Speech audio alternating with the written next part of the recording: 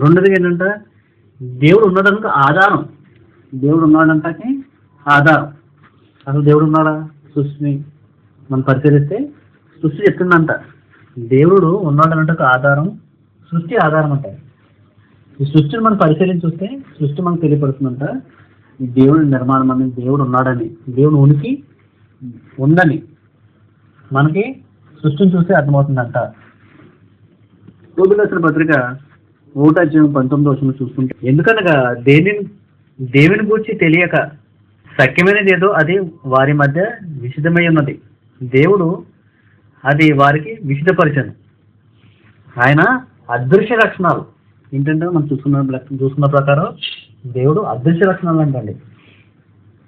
అనగా ఆయన నిత్యశక్తులు దేవత్వమును జగత్ ఉత్పత్తి మొదలుకొని సృష్టింపబడిన వస్తువులను ఆలోచించడం వలన తేటపడుచున్నది. ఏంటంటే జగత్ పుట్టినప్పుడు కాడి నుంచి ఇప్పటి వరకు సృష్టిని చూస్తే అది మనకి ఏం తెలిసిందంట, దేవుడు ఊరికి తేటపరుస్తుంది, తెలియపరుస్తుంది ఏంటండి. సృష్టిని గమనిస్తే అది ఏంటంటారా, అది ఎలా అంటారా? మనం చూడండి, నక్షత్రం ఉన్నాయంట. ఈ విశ్వంలో ఎన్నో గ్యాలక్సీలు ఉన్నాయంట. ఆ గ్యాలక్సీలో నక్షత్రం సూర్యుడు అంటండి. సూర్యుడు కన్నా పెద్ద పెద్ద నక్షత్రం సూర్యుడు కంటే ఎక్కువ కాంతి ఇచ్చేది ఎన్నో ఉన్నాయంటండి. ఇంచుమించు ఎన్నో లక్షలు, 13 లక్షల పైన ఉన్నాయంటండి ఈ గ్యాలక్సీలో మాత్రం. కీర్తనలో 19:1 అంటే ఆకాశమును దేవుని మహిమను వివరించున్నావు. ఏంటంటే దేవుడి యొక్క మహిమను ఆకాశాలు వివరిస్తున్నాయంటండి. మనిషి ఈరోజు ఏదో నక్షత్రం కనుక్కున్నాం, దాని పేరు పెడుతున్నారు, దాన్ని కనుక్కున్నామని. కానీ దేవుడు వాటిని చేసిన వాడు అనమాట. అంటే మనం అది ఎవరు చేసి పెట్టారు అక్కడ సృష్టిలో, ఆకాశంలోను అంతరిక్షమును ఆయన చేతి పనులను ప్రచురపరుచున్నది. పగటికి పగలు బోధించున్నది, రాత్రికి రాత్రి జ్ఞానము తెలుపుచున్నది. అంటే దేవుడు గురించి ఇది తెలియపరిచాడు మనకి. దేవుడు ఉన్నాడు, దేవుడు ఉనికి ఉందని, దేవుడు ఆయన హస్తం ఉందని సృష్టిని చేయటంలో. అదేవిధంగా అపోస్తల కార్యాలు 17:26 కూడా అవి మాట్లాడుతాయండి. ఈ మృగాల్ని, ఆకాశ పక్షుల్ని విచారించి చూస్తే అవి కూడా మానవుడు చేయగలరండి. యోబు 12:7-9 అయినను మృగములను విచారించు, అవి నీకు బోధించును. మృగాలని గమనించండి, అవి నీకు బోధిస్తాయంట. ఆకాశ పక్షులను విచారించు, అవి నీకు తెలియజేయను. భూమిని కూర్చి ధ్యానించినలా అది నీకు బోధించును. సముద్రంలో చేపలు నీకు దాన్ని వివరించును. ఏంటంటే దేవుని యొక్క ఉనికిని వివరించాలంటే సృష్టి చూడాలంటండి.